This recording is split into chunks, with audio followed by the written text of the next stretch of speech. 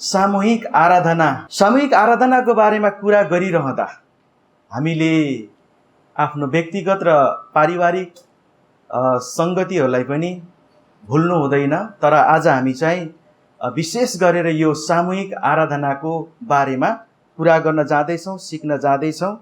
त त्यसकारण यो सामूहिक आराधना गर्नको लागि चाहिँ हाम्रो आफ्नो इच्छा होइन, तर परमेश्वरले दिनुभएको आज्ञा हो र उहाँले हामीलाई इच्छा दिनुहुन्छ अनि हाम्रो इच्छाद्वारा हामी परमेश्वरको आराधना गर्न सक्छौँ। हाम्रो भित्री हृदयबाट सारा हृदयले परमेश्वरको आराधना गर्न सक्छौँ। र यो आराधना गर्नको लागि चाहिँ हामीले परमेश्वरको वचनमा हेर्दछौँ कि उहाँले आज्ञा दिनुभएको छ। जब हामी भजन सङ्ग्रह 100 को 1 देखि 5 सम्म हेर्छौँ भने त्यहाँनिर परमेश्वरले हाम्रो लागि आज्ञा दिनुभएको छ। त्यस्तै गरी हामी हिब्रू 10 को 25 मा हेर्छौँ भने हामी एकसाथ भेला हुन नछोडौँ भनेर उहाँले सामूहिक आराधनाको बारेमा त्यहाँनिर कुरा गर्नुहुन्छ। र यी दुई पदहरूबाट हामी बुझ्न सक्छौँ कि परमेश्वरको सामु आउने र भेला भएर परमेश्वरको सामूहिक रूपमा एकसाथ भेला भएर आराधना गर्नको लागि परमेश्वरले हामीलाई आज्ञा दिनुभएको हो। यसकारण उहाँको आज्ञा भएकोले गर्दाखेरि हामी चाहिँ परमेश्वरको आराधना गर्नुपर्छ। परमेश्वरको आराधना गर्नलाई उहाँले हामीलाई सृष्टि पनि गर्नुभयो अनि हामीलाई मुक्ति पनि दिनुभयो। तपाईहरूलाई थाहा छ यशाया 43 को 7 पदमा जब हामी हेर्छौँ भने परमेश्वरले भन्नुभएको छ, मैले मेरो महिमाको निम्ति तँलाई रचे, सृष्टि गरे। परमेश्वरले हामीलाई आफ्नो महिमाको निम्ति उहाँको आराधना गर्नको निम्ति सृष्टि गर्नुभएको हो। र अघि नै हामीले आराधनामा सुरु गर्दा एउटा खण्ड पढेका थियौँ, एफिसी 1 अध्यायको 3 देखि 14 सम्म। उहाँले हामीलाई उहाँको आराधना गर्नको निम्ति उहाँले मुक्ति दिनुभएको छ, हामीलाई उद्धार गर्नुभएको छ। अनि यसकारण हामी हाम्रो सृष्टिकर्तालाई, हाम्रो उद्धारकर्ता मुक्तिदाता हाम्रा त्रिएक परमेश्वरलाई हामीले आराधना गर्दछौँ। अब आउनुहोस् हामी चाहिँ आराधना गर्नलाई वास्तवमा को भेला हुन्छ त भन्ने विषयमा छलफल गर्नेछौँ, कुराकानी गर्नेछौँ। वास्तवमा यो आराधना गर्ने को भेला हुन्छ, कसले आराधना गर्छ? विश्वासीहरूलाई सामूहिक रूपमा भेला भएर परमेश्वरको आराधना गर्नको लागि आज्ञा गरिएको हो भने अब ती विश्वासीहरू नै, मण्डली परिवारहरू नै सामूहिक रूपमा आराधना गर्नको लागि भेला हुन्छन्। अनि यसरी भेला भएर परमेश्वरको आराधना गर्नको लागि परमेश्वरले हामीलाई आह्वान गर्नुभएको छ। जब हामी रोमी 12 अध्यायको 1 पदमा हेर्छौँ भने त्यहाँनिर उहाँले भन्नुहुन्छ कि हामीलाई सामूहिक रूपमा चाहिँ आराधना गर्नको लागि उहाँले हामीलाई आह्वान गरेको कुरा हामी देख्न सक्छौँ। म तपाईँहरूको बिचमा त्यसलाई पढ्न चाहन्छु। यसकारण भाइ हो, परमेश्वरको कृपालाई ध्यानमा राखी म तिमीहरूलाई अनुरोध गर्दछु कि तिमीहरूको आत्मिक उपासनाको रूपमा आफ्ना शरीरलाई पवित्र र परमेश्वरलाई ग्रहण योग्य हुने जिउँदो बलिको रूपमा अर्पण गर भनेको छ। हामी यसमा पावलले भनेको कुरालाई देख्न सक्छौँ, पढ्न सक्छौँ कि उनले चाहिँ परमेश्वरले कसरी चाहिँ मानिसहरूमाथि, सबै जातिहरूमाथि कसरी उद्धार ल्याउनु भयो, हाम्रो मुक्ति ल्याउनु भयो भन्ने कुरा, सैद्धान्तिक कुराहरूलाई हामी अगाडि हेर्न पाउँछौँ। अनि अचम्म तरिकाले परमेश्वरले हामी सबै जातिलाई उद्धार गर्नुभएको कारण त्यो कृपालाई ध्यानमा राखेर उनले के भन्दैछन् त भन्दाखेरि आत्मिक उपासनाको रूपमा आफ्ना शरीरलाई परमेश्वरमा ग्रहण योग्य हुने जिउँदो बलिको रूपमा अर्पण गर भनिएको छ। यसकारण यो चाहिँ हामी प्रत्येकले आफ्नो जीवनलाई उहाँमा सुम्पिएर, उहाँमा दिएर, समर्पण गरेर उहाँको आराधना गर्नेको विषयमा, उपासना गर्नेको विषयमा पावलले यहाँनिर बताइरहेका छन्। यसकारण प्रिय परमेश्वरका जनहरू, यो चाहिँ सामूहिक रूपमा हामी भेला भएर आराधना गर्ने मण्डलीको रूप हो, समूह हो। र परमेश्वरको आराधना गर्नको लागि मण्डली भेला हुन्छ भन्ने कुरा हामी यहाँनिर देख्न सक्छौँ, जसलाई परमेश्वरले मुक्ति दिनुभयो, बोलाउनु भयो, आह्वान गर्नुभयो सामूहिक रूपमा आउनको लागि। र हामी चाहिँ सामूहिक रूपमा आएर परमेश्वरको आराधना सामूहिक रूपमा गर्न सक्छौँ। जब हामी एउटा मण्डलीको रूपमा भेला हुन्छौँ तब अतुलनीय रूपमा हामी चाहिँ ख्रिस्टमा आनन्द मनाइरहेका हुन्छौँ आराधनामा। बुझ्नुभयो नि? जब हामी आनन्द साथ आराधनामा आउँदैनौँ, आराधना गर्न सक्दैनौँ भने त्यहाँनिर समस्याहरू छन् कि हामी एकअर्काप्रति राम्रो सम्बन्धहरू नहुन सक्छ। सामूहिक आराधनामा हामी जब भेला हुन्छौँ त्यहाँनिर हामी एकअर्कामा परमेश्वरको आराधना गर्नको लागि हामी रमाउन जरुरी छ। अनि आनन्द त्यहाँनिर हाम्रो लागि आउँछ, हामी आनन्द मनाउन सक्छौँ र परमेश्वरको त्यहाँनिर हामीले महिमा गर्दछौँ, परमेश्वरको प्रशंसा गर्दछौँ, उहाँको आराधना गर्दछौँ र हामी चाहिँ करारमा बाँधिएको मानिसहरूको रूपमा मिलेर एक अर्काको निम्ति त्यहाँनिर बढाउने काम, हुर्काउने काम, उन्नति गराउने काम पनि हामीले गर्दछौँ है।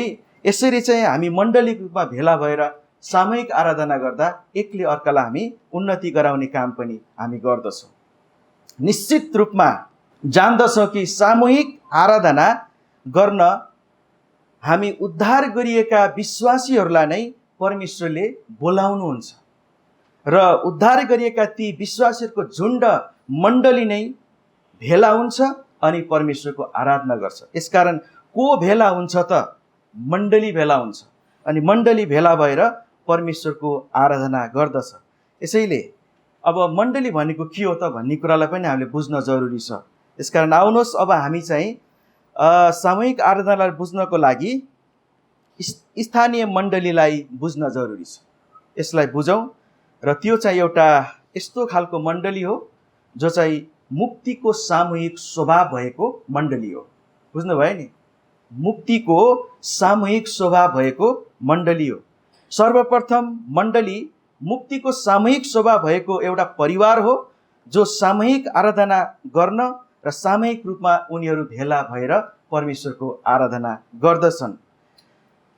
र यहाँनिर हामीले हेर्छौँ भनेदेखि परमेश्वरले व्यक्तिगत रूपमा मात्र नभएर सामूहिक रूपमा पनि परमेश्वरले हामीसँग व्यवहार गर्न चाहनुहुन्छ र हामीबाट परमेश्वरको आराधना भएको उहाँ चाहनुहुन्छ भन्ने कुरालाई यहाँनिर देख्छौँ। किनकि त्यहाँनिर हामीलाई परमेश्वरले एकलाई मुक्ति दिएर चाहिँ आफ्नो तरिकाले गर्नको लागि छोड्नु भएको छैन, तर त्यहाँनिर सामूहिक रूपमा आउनको लागि उहाँले आह्वान गर्नुहुन्छ। जो मुक्ति पाएकाको समूह छ, त्यो मुक्तिको सामूहिक स्वभाव भएका ती मानिसहरूलाई उहाँले ल्याउनुहुन्छ, बोलाउनुहुन्छ अनि ती सबैले मुक्ति पाएका सामूहिक स्वभाव भएका ती मानिसहरू हुन्, विश्वासीहरू हुन्। तिनीहरू चाहिँ परमेश्वरको आराधना गर्न भेला हुन्छन्। यो कुरा हामीले देख्न सक्छौँ। र जस्तो उदाहरणको लागि हामीले हेऱ्यौँ भनेदेखि परमेश्वरले अब्राहमलाई बोलाउनु भयो, उहाँलाई मात्रै बोलाउनु भएको छैन, तर उहाँले उनीद्वारा चाहिँ सम्पूर्ण उनीद्वारा आउने जाति परिवारलाई उहाँले बोलाउनु भयो, जसलाई चाहिँ हामी इजरायलीहरू भन्छौँ। हामी प्रस्थान 19:6 पढ्न सक्छौँ। तिमीहरू मेरो निम्ति पुजारीको एक राज्य र एक पवित्र जाति हुनेछौ। इस्राएलीहरूलाई तैँले भन्नुपर्ने कुरा यही नै हुन्। हामी यो पदबाट बुझ्न सक्छौँ परमेश्वरले अब्राहमद्वारा आएको परिवार अथवा एउटा जाति इजरायलीलाई परमेश्वरले एउटा पुजारी हुनको लागि बोलाउनु भएको छ। एउटा राज्य, पुजारीको राज्य हुनको लागि बोलाउनु भएको छ अनि एक पवित्र जाति हुनको लागि उहाँले बोलाउनु भएको छ। किन? सामूहिक रूपमा उनीहरू सँगै एकसाथ भेला भएर परमेश्वरको आराधना गर्नको लागि, सारा इजरायल जातिलाई परमेश्वरले आराधना गर्नको लागि बोलाउनु भएको कुरा हामीले यहाँनिर देख्न सक्छौँ। र उनीहरू अब सामूहिक रूपमा परमेश्वरको आज्ञा अनुसार उनीहरूले परमेश्वरको आराधना गर्नु पर्दछ। नयाँ करारमा पनि हेर्दै जान्छौँ भनेदेखि परमेश्वरले यो सामूहिक आराधनाको त्यो जुन चाहिँ स्वभाव छ, सामूहिक स्वभाव छ, त्यो कुरालाई हामीले देख्न सक्छौँ।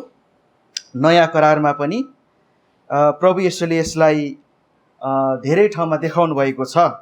तर म यो समय एउटा पद पढ्न चाहन्छु। मत्ती 16:18 म तिमीहरूलाई भन्दछु कि तिमी पत्रुस हौ, म मेरो मण्डली यस चट्टानमाथि स्थापित गर्नेछु र नरकका ढोकाहरू त्यसमाथि विजयी हुने छैनन्।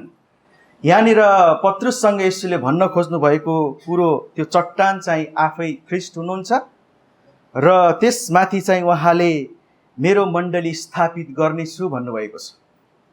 अनि मण्डली को हो त? उद्धार पाएका, मुक्ति पाएकाहरूको समूह हो।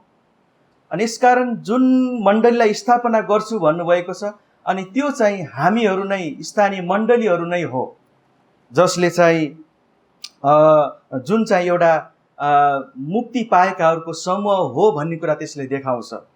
अनि यो चाहिँ उनीहरू सबै मुक्तिको सामूहिक स्वभाव भएका मानिसहरू हुन् भन्ने कुरा देखाउँछ। अनि यो स्वभाव, सामूहिक स्वभाव भएका यी मानिसहरू नै मण्डली हुन् र उनीहरूले नै परमेश्वरको आराधना गर्छन्, जसलाई परमेश्वरले बोलाउनुहुन्छ।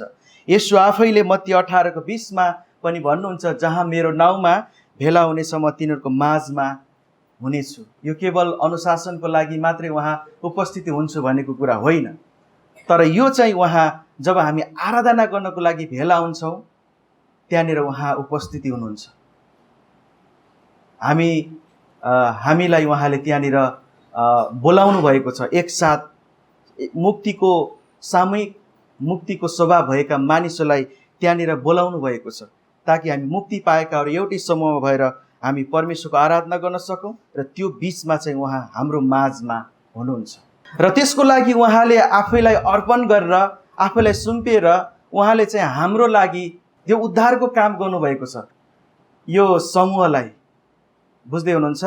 त्यो मुक्ति पाएका समूहहरूको लागि, मुक्ति दिने मानिसहरूको लागि, त्यो समूहको लागि उहाँले चाहिँ उद्धारको कामको निम्ति उहाँले बलिदान दिनुभएको छ।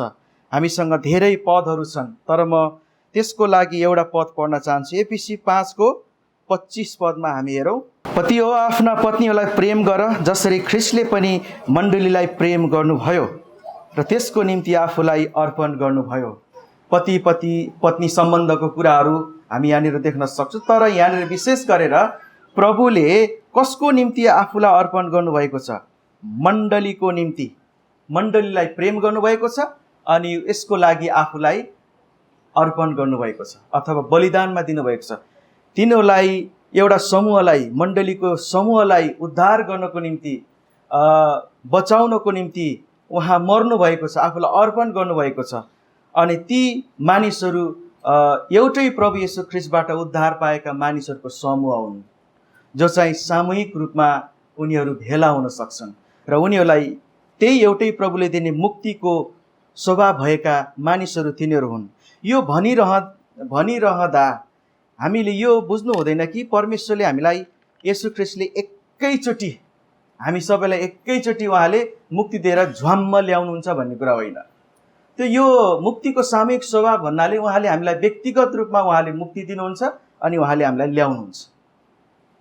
समूहमा, एउटै समूहमा मुक्तिको स्वभाव भएका मानिसहरूलाई हामीलाई एक ठाउँ जोड्नको लागि ल्याउनुहुन्छ। त्यसरी यसको बारेमा हामीले यो सामूहिक स्वभावको, मुक्तिको सामूहिक स्वभावको बारेमा हामीले अरू धेरै पदहरूमा हेर्न सक्छौँ। हामीसँग समय नभएको कारणले गर्दा सबै पढ्न सक्दैनौँ। तपाईले यो एफिसी 2:1 पनि त्यहाँनिर तपाईँले हेर्दै आउनुहुन्छ। त्यसपछि जब हामीले त्यहाँनिर उहाँले कस्तो अवस्थामा भएको हाम्रो जीवनलाई चाहिँ छुटकारा गराएर उहाँले हामीलाई सामूहिक स्वभावमा ल्याउनु भयो भन्ने कुरालाई हामीले देख्न सक्छौँ। त्यतातिर म जान चाहेन। यसले बताउनु खोजेको कुरा यही हो कि मुक्तिको सामूहिक स्वभाव हामीहरूको छ। हामीले यसोबाट मुक्ति पाएका छौँ र हामी मुक्ति पाएका सामूहिक स्वभाव भएका मण्डली मानिसहरू हो, एउटा समूह हो, जसलाई उहाँले के गर्नुभएको छ? बोलाउनु भएको छ, जो चाहिँ व्यक्तिगत रूपमा पश्चाताप गर्छन्, ख्रिस्टमाथि विश्वास गर्छन् र उनीहरू चाहिँ त्यो मुक्ति पाएको समूहमा आउने काम गर्दछन्। परमेश्वरले ल्याउनुहुन्छ तिनीहरूलाई। तिनीहरू एक पापीको रूपमा नयाँ गरी जन्मिएर उनीहरू एक्लै जन्मिन्छन्। त्यो समूहमा एकैचोटि जन्मिने कुरा हुँदैन र उहाँले जन्माउनुहुन्छ। तिनीहरू एक्लै जन्मिने मात्र नभएर उहाँले चाहिँ जन्माइएका मानिसहरू जो समूह छन्, परिवार छन्, त्यहाँभित्र परमेश्वरले ल्याउने काम गर्नुहुन्छ र सबैसँग पुनर्मिलाप गराउने काम गर्नुहुन्छ। जो परमेश्वरसँग मिलाप भएको छ, पुनर्मिलाप भएको छ, तिनीहरूलाई फेरि पुनर्मिलाप भएका समूहहरूमा परमेश्वरले मिलाउनको लागि फेरि ल्याउनुहुन्छ।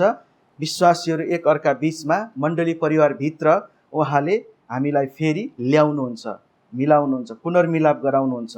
त्यसकारण यो सामूहिक सभा भएको मुक्ति पाएका विश्वासीहरूको समूह हो र उनीहरूले परमेश्वरको सामूहिक आराधना गर्दछन्।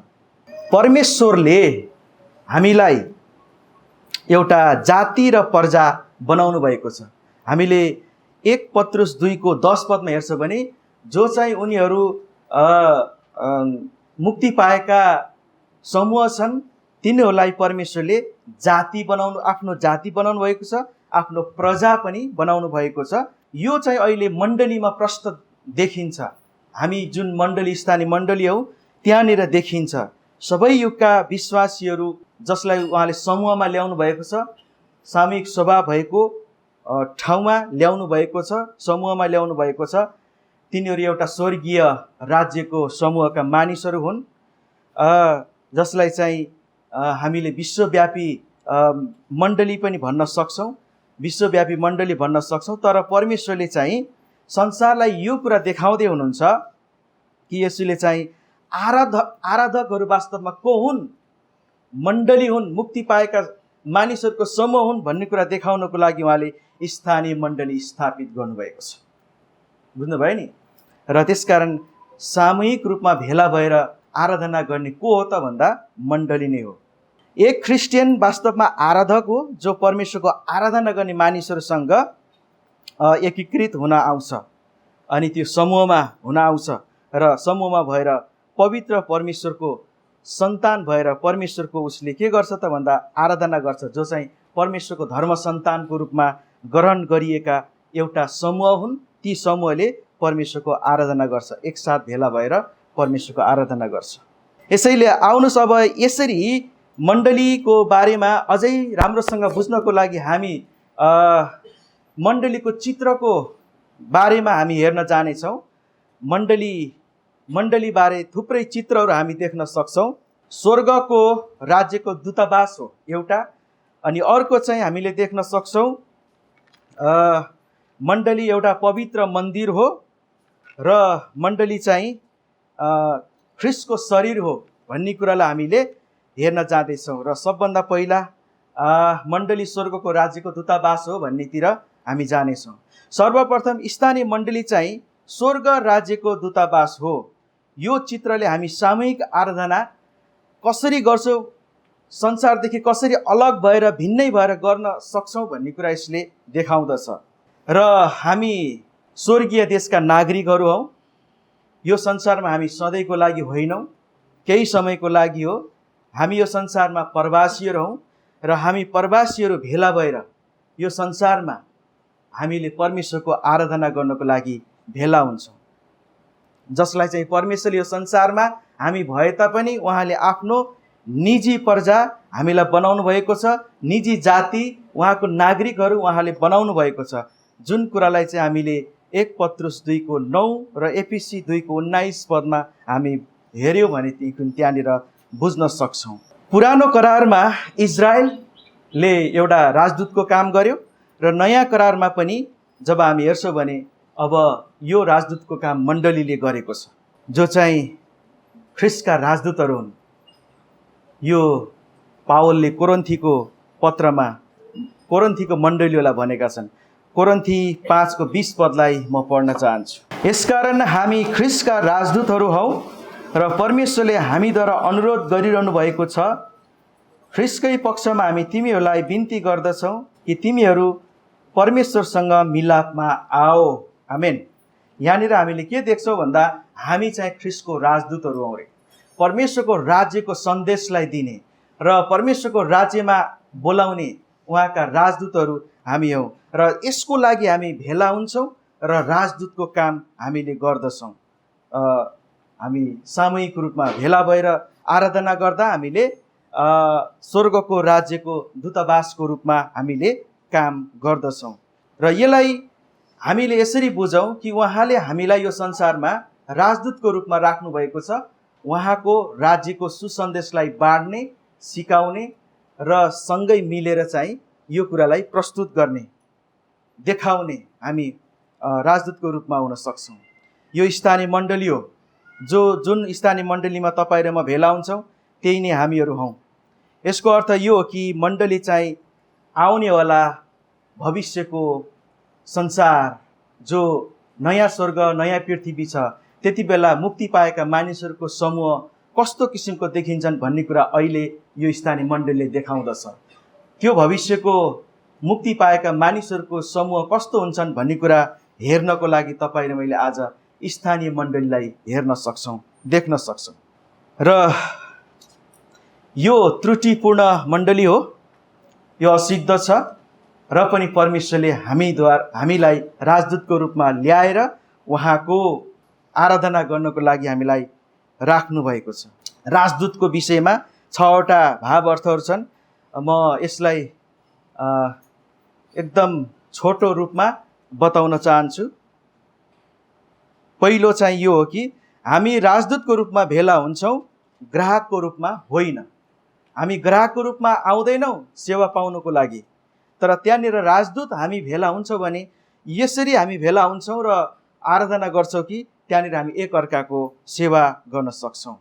त यसकारण आराधनाको लक्ष्य चाहिँ मनोरञ्जन गर्नको लागि होइन, एउटा अनुभव प्रदान गर्नको लागि मात्र होइन, तर यसको लक्ष्य चाहिँ के हो त भन्दा हाम्रा परमेश्वर हाम्रो राजालाई आदर गर्नु र उहाँलाई चिनाउनुको लागि हो।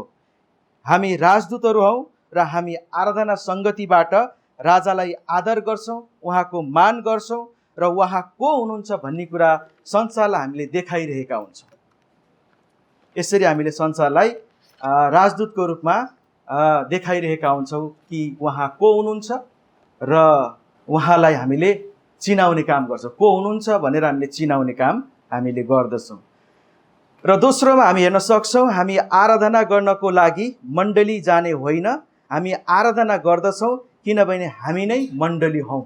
कतिपयले चाहिँ यो भवनलाई सोचेर आराधना गर्न जाने भन्ने कुरा सोच्छन्, तर वास्तवमा हामी आराधना गर्छौँ। यो भवनमा उपस्थिति हुन्छौँ र मण्डलीले आराधना गरेको हुन्छ र भवनमा आराधना गर्नको लागि हामी आउन सक्छौँ। एक प्रकारले हामीले त्यहाँ चर्च जाने सामान्य रूपमा भन्न सक्छौँ। वास्तवमा चर्च र मण्डली भनेको हामी नै हो र हामीले नै के गर्छौँ?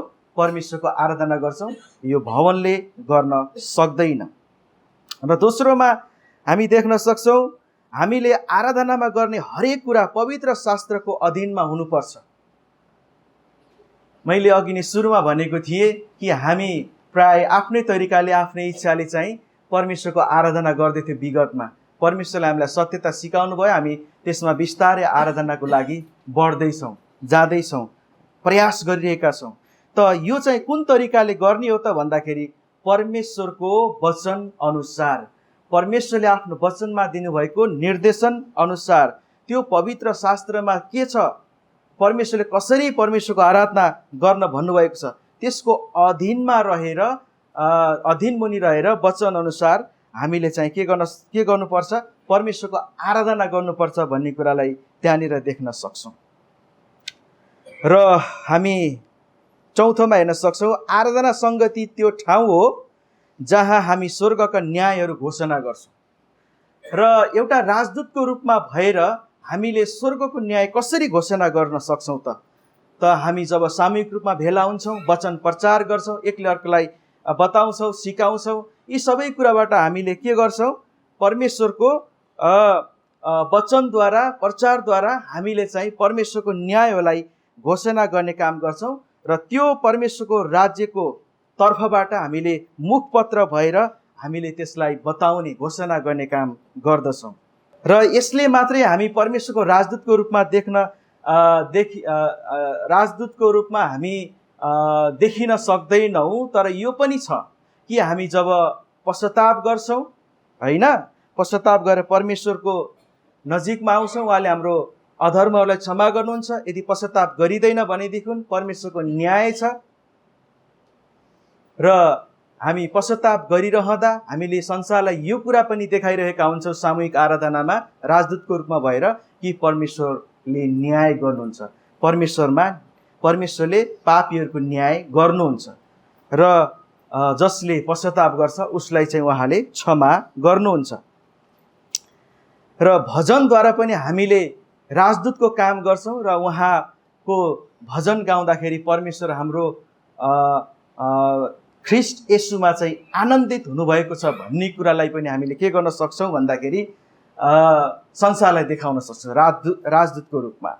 अनि पाँचौँमा गएर हामी हेर्न सक्छौँ, आराधना गर्दा हामी परमेश्वरको राज्यको संस्कृतिलाई प्रदर्शन गर्दछौँ।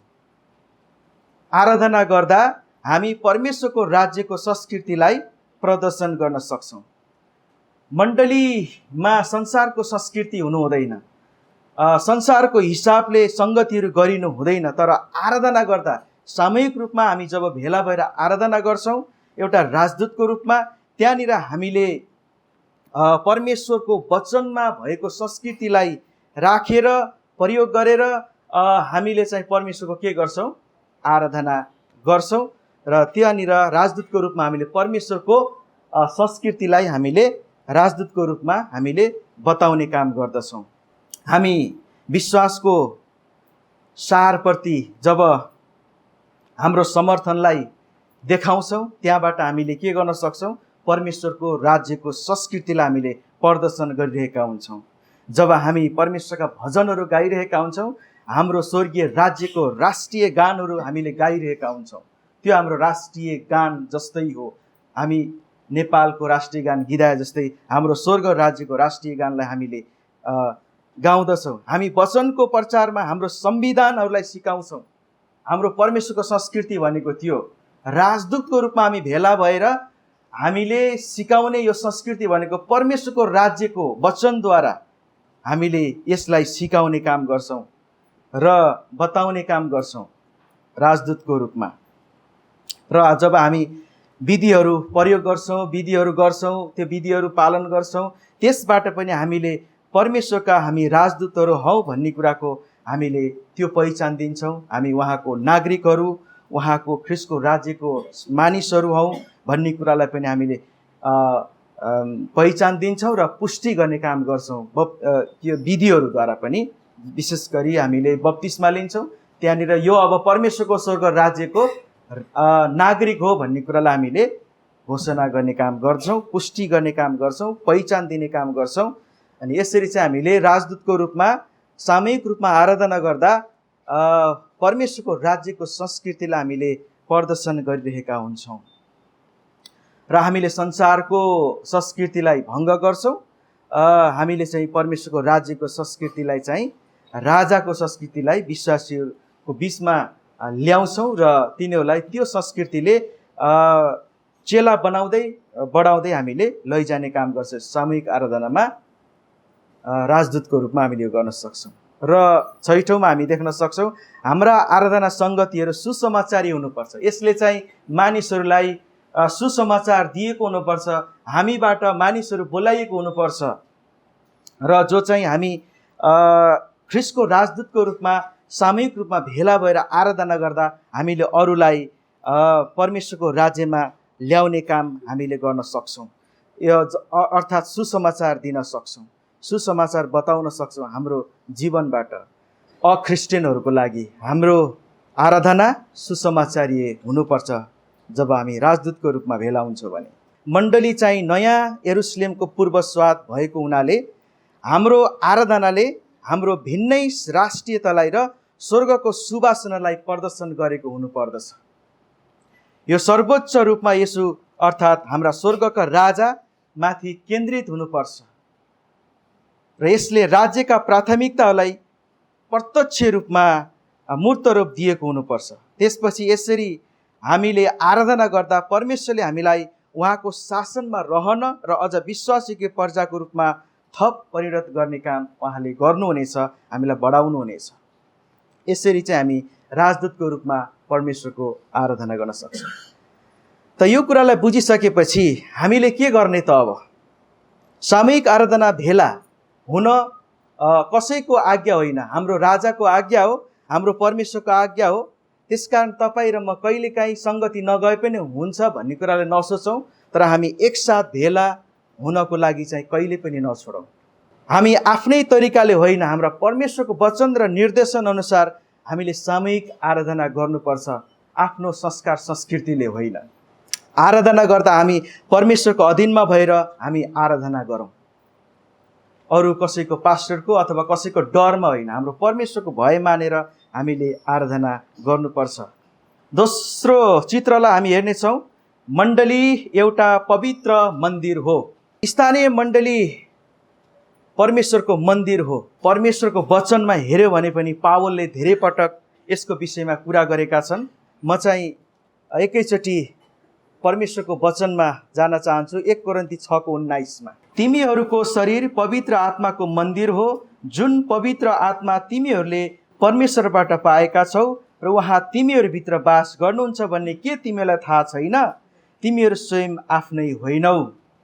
यहाँनिर हामीले के देख्न सक्छौँ कि हाम्रो शरीर चाहिँ परमेश्वरको मन्दिर हो। उहाँ यहाँनिर के गर्नुहुन्छ? वास गर्नुहुन्छ। अनि यो चाहिँ समूह, विश्वासीहरूको समूहलाई देखाउँदैछ, जुन चाहिँ विश्वासीहरू, प्रत्येक विश्वासीहरू मण्डलीको के भन्छ, परमेश्वरको मन्दिर हो। हामी एकजना मात्रै एक्लै उहाँको मन्दिर होइन, हामी सबै विश्वासीहरू नै हो। अवश्य रूपमा व्यक्तिगत रूपमा उहाँ हामीसँग हुनुहुन्छ, हामी उहाँको मन्दिर हौँ, तर सामूहिक रूपमा पनि उहाँले हामीलाई मन्दिर बनाउनु भएको छ। हामी सामूहिक रूपमा उहाँको मन्दिर हौँ, जो हामीले फेरि पनि 1 कोरिन्थीको 3:16 गयो भने पनि के तिमीलाई थाहा छैन तिमीहरू परमेश्वरको मन्दिर हौ भन्ने कुरा त्यहाँनिर पनि हाम्रो लागि बताइएको छ। यो कुरालाई हेर्दै गर्दा हामीले यो कल्पना गर्न सक्छौँ एकछिन कि हामी जस्तो कमजोर अनि लथालिङ्ग भएका मानिसहरूको बिचमा पनि परमेश्वरको विशेष उपस्थिति उहाँले राख्नुहुन्छ, किनकि यो परमेश्वरको मन्दिर हो। स्थानीय मण्डली तपाईँ र म विश्वासीहरू परमेश्वरको मन्दिर हो। हामी कमजोर भए पनि, लथालिङ्ग भए पनि परमेश्वर अचम्म रीतिले हामीसँग वास गर्नुहुन्छ, हामीसँग रहनुहुन्छ, हाम्रो माझमा उहाँको विशेष उपस्थिति हुन्छ। अनि त्यही विशेष उपस्थिति हुनुभएको प्रभु येशू परमेश्वर, हाम्रा त्रिएक परमेश्वरहरू जो हुनुहुन्छ, त्रिएक परमेश्वर हुनुहुन्छ, त्यो त्रिएक परमेश्वरलाई हामीले आराधना गर्दछौँ, उहाँको सेवा गर्दछौँ, किनकि हामी उहाँको को हो? मन्दिर हो। र हाम्रो माझमा उहाँ आउनुहुन्छ, उपस्थिति हुनुहुन्छ र उहाँलाई हामी यसरी परमेश्वरको आराधना गर्न सक्छौँ। मन्दिर भएर हामी उहाँको मन्दिर हो। जब परमेश्वरको निम्ति भेला भएर एकै स्वरमा परमेश्वरको आराधना गर्न आउँछौँ, त्यति बेला चाहिँ हामी परमेश्वरको मन्दिरको रूपमा भएर उहाँलाई आराधना गरिरहेका हुन्छौँ। र यसले चाहिँ धेरै कुराहरूको अर्थहरू दिन्छन्। यसबारे हामी 4वटा पाठहरूलाई सिक्छौँ। र नम्बर 1मा चाहिँ परमेश्वरको वासस्थानको एउटा सामूहिक आकार हुन्छ भन्ने कुरा हो। र दोस्रोमा चाहिँ सामूहिक आराधना कहिले पनि अनिश्चित हुनु हुँदैन, यो व्यक्तिगत हुनु हुँदैन, यो चाहिँ एक अर्कामा मेल हुनुपर्छ। यदि हामी परमेश्वरको मन्दिर हौँ भने परिभाषा अनुसार नै क्रिस्चियन सङ्गति एउटा सामूहिक मामिला हो, यो समूह हो जहाँनिर हामी भेला हुनै पर्छ। यो व्यक्तिगत मात्रै होइन, व्यक्तिगत मात्रै हामीले परमेश्वरको सेवा गर्न सक्दैनौँ। त्यो समूहमा भेला भएर एक अर्कासँग सम्बन्ध राखेर हामीले चाहिँ परमेश्वरको सेवा गर्न सक्छौँ। जसरी चलचित्र हेर्न जाँदा हामीलाई कुनै कुराको वास्ता हुँदैन कसैसँग, तर हामी जब आराधना गर्न भेला हुन्छौँ त्यहाँनिर हामी एक अर्कासँग सम्बन्ध राख्छौँ, अभिवादन गर्छौँ अनि आफ्नो कुराहरू एक अर्कासँग बाँड्ने कामहरू गर्छौँ, भजन गाउँछौँ, पवित्र शास्त्रहरूबाट हामीले प्रचार गर्छौँ, सुन्छौँ र एक अर्कालाई उत्साह दिन्छौँ, सहायता गर्छौँ। हामी हरेक जातिको मानिसहरू भए पनि एकसाथ मिलेर हामी सम्बन्ध राखेर परमेश्वरको के गर्छौँ? आराधना गर्छौँ। त्यसकारण यो व्यक्तिगत हुनु हुँदैन, एकदम हामी एकअर्कासँग सम्बन्ध भएको हुनु जरुरी छ। त्यसैले त हामी सामूहिक आराधनाको पुस्तकलाई पढ्छौँ भने मलाई यो कुरा मन परेको कुरा हो, त्यसकारण मैले यो कुरालाई भन्न चाहन्छु। जब हामी भजन गाउँछौँ, आराधना गर्छौँ, सामूहिक रूपमा हामी एकअर्काको वास्ता गरिरहेका हुन्छौँ। उसको लागि चाहिँ हामी भजन गाइरहेका हुन्छौँ अनि हामी परमेश्वरको प्रचार सुनिरहेका हुन्छौँ। हामीले एकअर्कालाई उत्साह पनि दिइरहेका हुन्छ। सामूहिक आराधना भनेको चाहिँ एक अर्काको एकदम नजिकको सम्बन्ध राख्नु हो। अनि त्यहाँनिर यसरी बताइएको छ, अन्तिम भजन गाउँदै गर्दा आफ्नो ठाउँबाट उठेर हामी सुटुक्क बाहिर जानुको सट्टामा सङ्गतिको निम्ति हामी टहलिरहेका हुन्छौँ। जब आराधना सुरु हुन्छ अन्तिम समय हामी त्यसको लागि टहलिन्छौँ।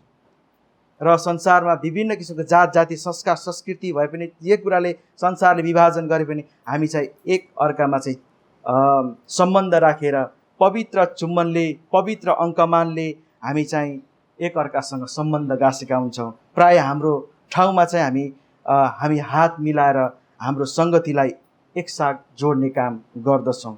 रोमी 16 पदले हामीलाई पवित्र चुम्बनले एकअर्कालाई अभिवादन गर भन्ने कुरा गर्छ कि हामी सुरुदेखि नै अन्तिमसम्म नै हरेक विश्वासीसँग के गर्छौँ? सम्बन्ध राख्दछौँ, एक्लो हुँदैनौँ, एकल काटे हुँदैनौँ।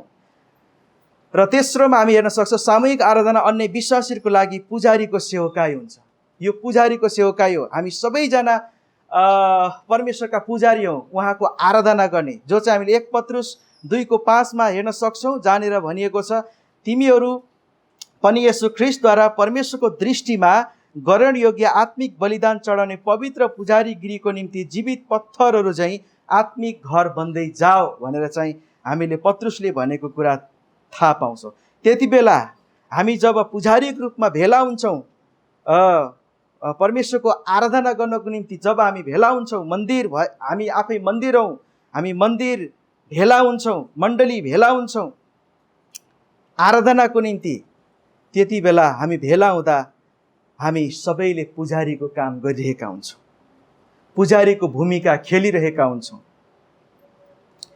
र त्यहाँनिर 2 किसिमको बलिदानहरू हामीले चढाउँछौँ। पहिलो चाहिँ परमेश्वरलाई प्रशंसाको बलि, हिब्रू 13:15 पदले हामीलाई यो कुरा बताउँदछ।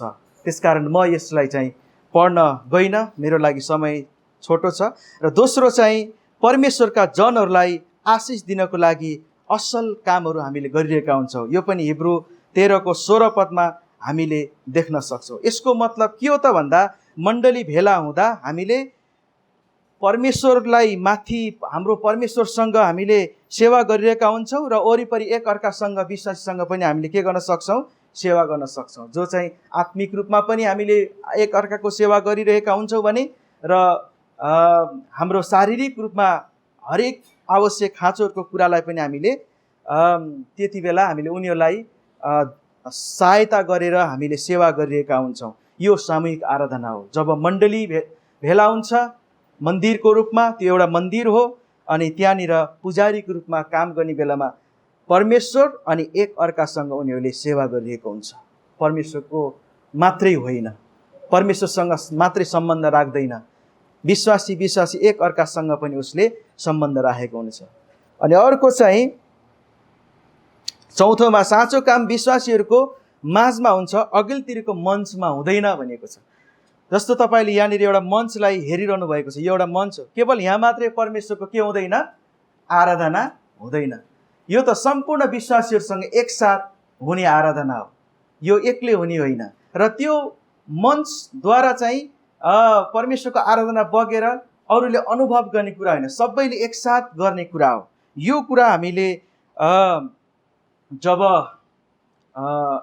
स्थानीय मण्डलीको भेलामा हामी भेला भएर आराधना गर्छौँ तब हामीले महसुस गर्छौँ, थाहा गर्छौँ। त्यसैले परमेश्वरको आराधना र असल सेवाको कामहरू केवल अघिल्तिरको मञ्चमा पुलपेट अगाडिहरू मात्र हुँदैन, यो त हामी सबै बिचमा हुने काम हो। बुझ्नुभयो नि? हामी सबैको बिचमा यो हुने काम हो। त्यसकारण मण्डलीको भेला नै मञ्च हो। बुझ्नुभयो नि? मण्डली भेला नै के हो?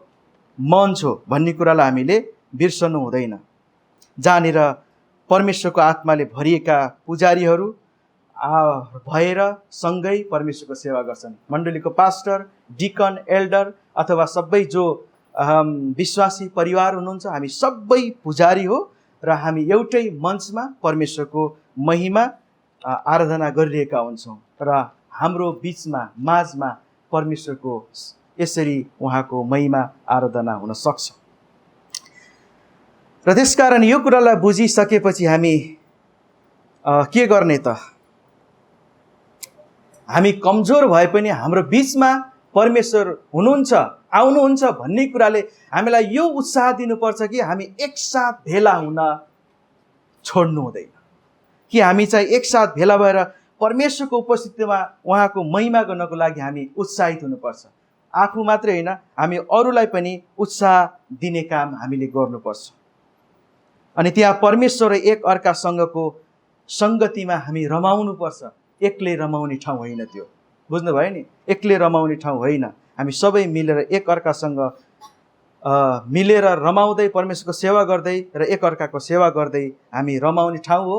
त्यसकारण तपाईँ र म एक्लो छैनौँ, हामी समूहमा छौँ। हामी समूहमा परमेश्वरको सेवा गर्दै रमाउन जरुरी छ।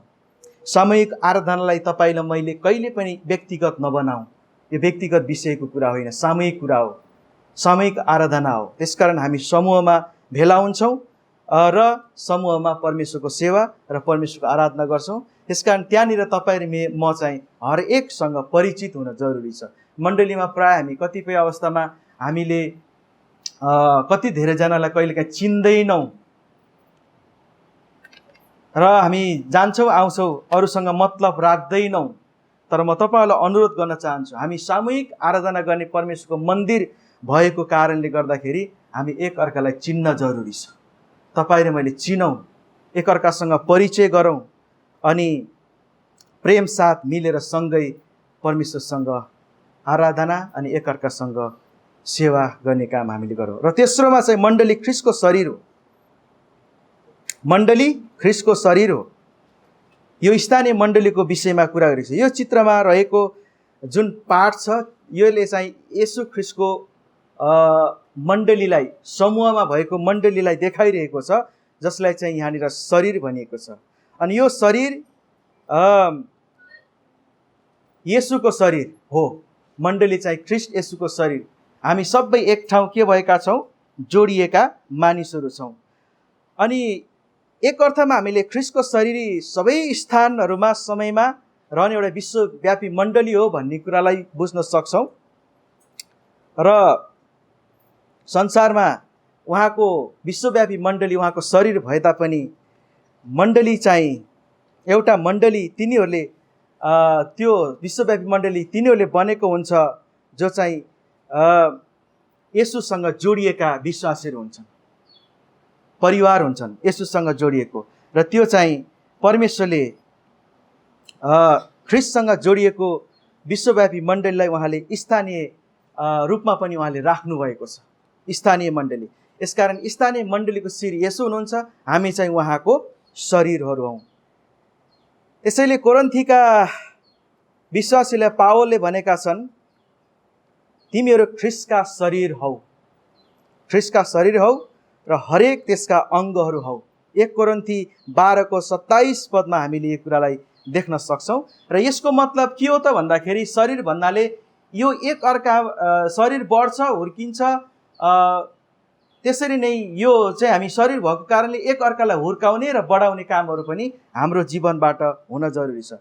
यो कुरा सबै कुरा हामीले परमेश्वरको यो वचनहरूमा हेर्छौँ भने थाहा गर्न सक्छौँ कि शरीर वृद्धि हुन्छन्, तिनीहरूले पोषण पाउँछन् र उनीहरू चाहिँ रोगसँग लडाइँ गर्छन् र यसकारण यो चाहिँ शरीरको भागहरू हुन् र अनि हरेक भाग एक अर्काको लागि आवश्यक हुन्छ। र हामी मण्डली विश्वासीहरू येशूको शरीर वृद्धि हुनको लागि पनि एक अर्काको खाँचो हुन्छ, हामी त्यसमा वृद्धि हुन सक्छौँ। र यसको पनि हामीले 3वटा बुँदाहरूलाई हामी हेर्न सक्छौँ। यसले सामूहिक आराधनाको लागि के अर्थ दिन्छ शरीरले भन्ने कुरालाई हामी हेर्न सक्छौँ। र पहिलोमा छ, हामी सुधार गराउन र सुधार गरिनको लागि भेला हुन्छौँ। सुधार गराउन र सुधार गरिनको लागि हामी भेला हुन्छौँ। त त्यसकारणले गर्दा यो बुँदाबाट हामीले बुझ्नुपर्ने कुरा के हो त भन्दा, हामी एकलकाटे विश्वासी होइनौँ, हामी समूहमा परमेश्वरले हामीलाई जोड्नु भएको विश्वासीहरू हौँ र एक अर्का को निम्ति आवश्यक र खाँचो भएका हामी मानिसहरू हौँ, झुन्डहरू हौँ, विश्वासीहरू हौँ। त्यसैले गर्दा हामीमा स्वार्थपन हुनु हुँदैन। आफ्नो निम्ति, आफ्नो व्यक्तिगत स्वार्थको लागि मात्रै हामीले सोच्नु हुँदैन। यो शरीर भएको कारणले गर्दा मैले अरूलाई र अरूले मलाई के गर्नुपर्छ?